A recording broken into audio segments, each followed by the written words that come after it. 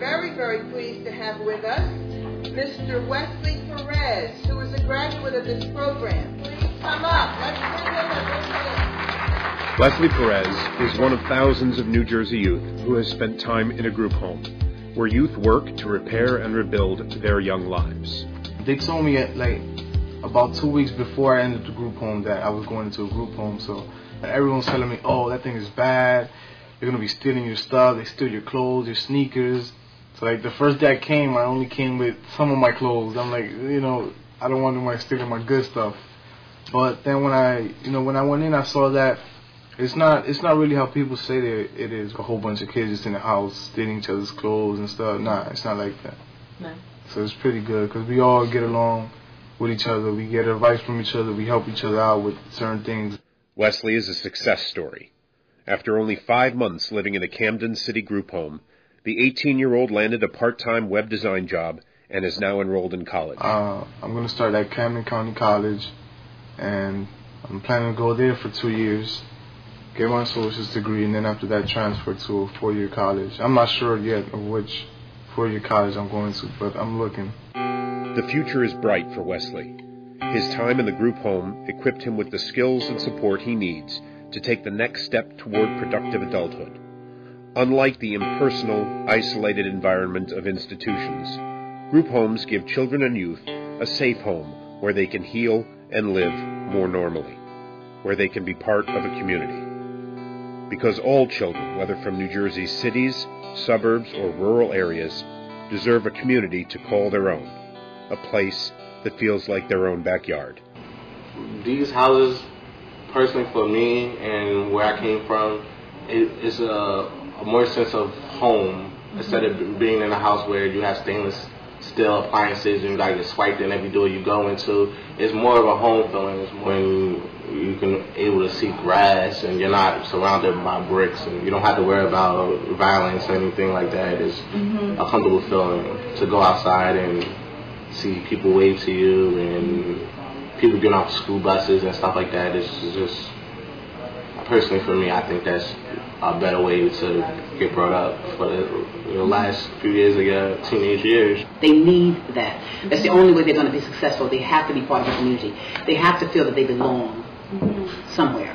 Most of our kids, have suffered from some form of abuse or neglect. They're runaways from abusive situations or they're throwaways. Our kids have potential, and that's why, we love so much these community-based agencies, programs that the kids can function as healthy young adults and do things that other kids their age do. Shaniqua now knows that feeling of belonging. Her group home staff and fellow residents, along with the neighbors on her street, have become a source of strength and stability for the 18-year-old. I love our staff. I love each and every last one of them. They help me a lot because, without a group home, then where would I be at? A roof over my head and food and all that other stuff. I'd probably still be in the shelter or locked up. So they help. I appreciate the group homes that we have. Marcus also found shelter, support, and a new direction at his group home. It helped a lot. I got in a lot of trouble, and it was just so crazy. I thought I wasn't even gonna be able to see my 19th birthday. That's how rough it was. They put a roof over my head. It helped me get a job, and everybody in there is cool. The New Jersey Department of Children and Families is establishing more of these healing homes for youths like Wesley, Taquan, Shaniqua, and Marcus. These homes are typically run by approved community agencies. They serve children and youth who have been abused and neglected, or who have mental health needs and whose families cannot care for them. In 2006, more than 300 New Jersey children were, on any given day, living in out-of-state treatment facilities because New Jersey lacked appropriate programs to treat these children closer to home. By April 2009, that number had been reduced to 81. Unfortunately, local officials and community members sometimes oppose these healing homes, often reacting out of fear and misunderstanding of the nature of these homes and the supervision and services they provide to the youth who live in them. Luckily, those initial fears often turn into supportive, neighborly encouragement for the children in the homes. When neighbors approached Vince Francis, He refused to sign a petition to keep group homes out of his community. My neighbors were afraid that they were going to get miscreants coming in here, you know, kids with real problems.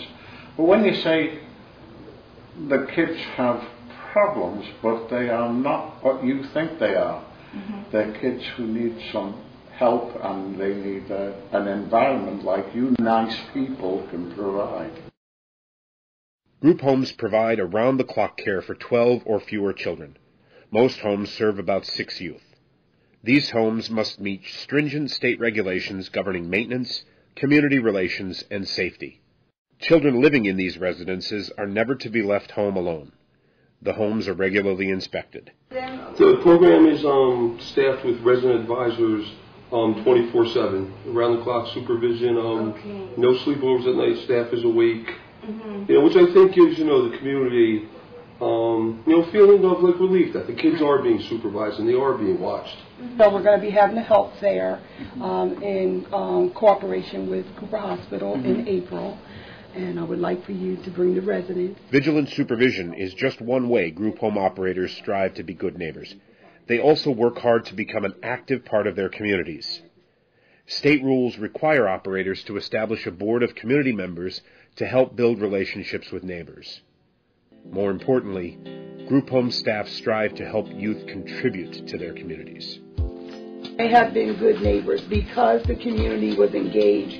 We knew what was going on. There was never a problem with any of the youth. They were well maintained. They were visible in the community. They were always with staff. They worked with the community organization doing projects in the community. They're just a part of the community. Got involved with network arts, and we built a mural right there in downtown. It was nice. It took about almost like 2 months from start to scratch. We just started cutting out little tiles and putting them up on the wall until we filled up the whole wall, which took a while, but it was a great experience for me. Taquan lives in a group home in Bridgewater where he attends school, volunteers at the local library, and donates his time to charity events. Time passes by real fast when you're actually being productive, so it doesn't hurt me. It's time. If they need extra help, I help. It helps me feel better about myself when I'm helping other people. All too often, though, people initially react negatively when they learn that a group home is coming to town.